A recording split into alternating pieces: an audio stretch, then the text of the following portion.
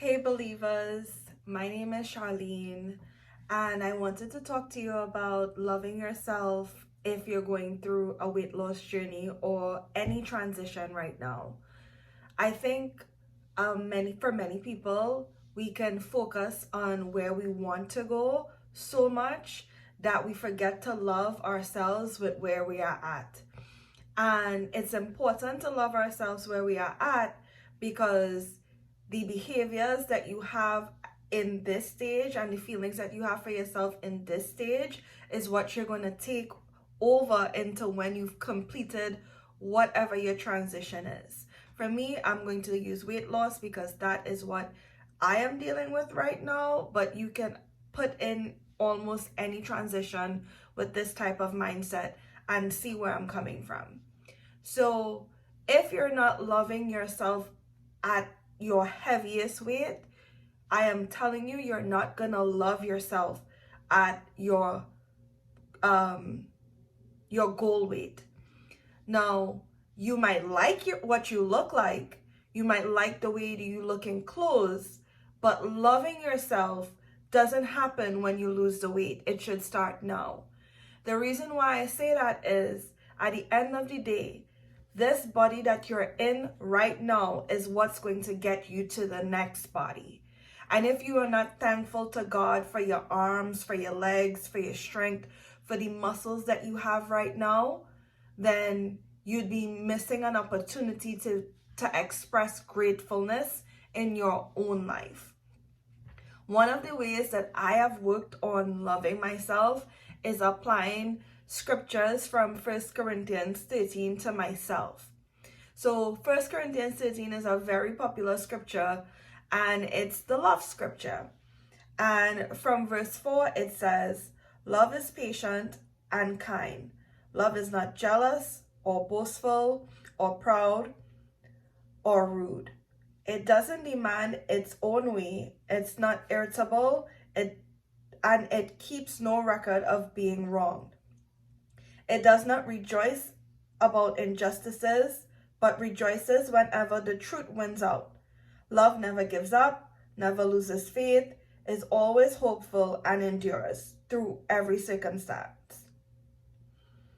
Okay, so that is 1 Corinthians 13 verses 4 to 7 in the NLT version. And if you apply that scripture to yourself, the first sentence in verse 4 says, "Love is patient." And I think I ask myself, am I patient with myself? And if the answer is no, then I know I need to work on being patient with myself. So as you go through your weight loss journey, are you being patient with yourself? Love is kind. Look up what kindness is. Are you being kind to yourself? Are you being kind to yourself in your thoughts? Are you being kind to yourself in the words that you use when you describe yourself? As somebody who has excess fat or who is overweight or obese, whatever word you want to say, one of the things I do not like is when people refer to me as fat and I had to stop calling myself fat. Having excess fat on your body doesn't make you fat. Fat is a thing. You can't become fat.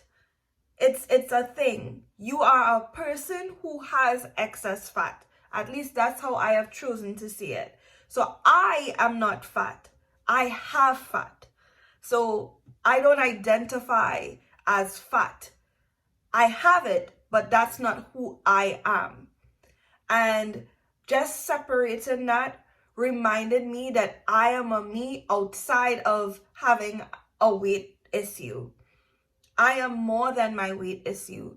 And I feel like you don't have to describe yourself with whatever issue that you have. If you have a plaque problem, nobody calls you plaque like I am plaque.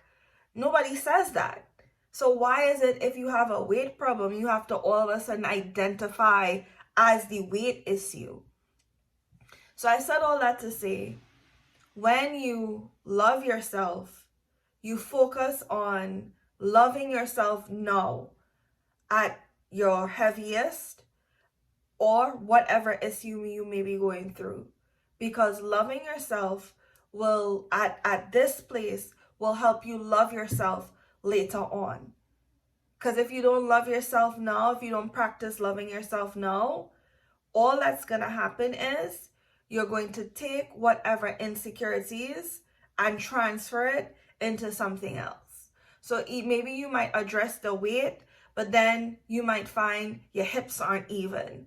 Or you might find that your hair isn't good enough. Or something is going to be wrong still. So love yourself. Love that your body is able to function as best as it can, and continue to work on improving it and be and express God's definition of love from 1 Corinthians 13 to yourself. Thank you. That's all I wanted to share.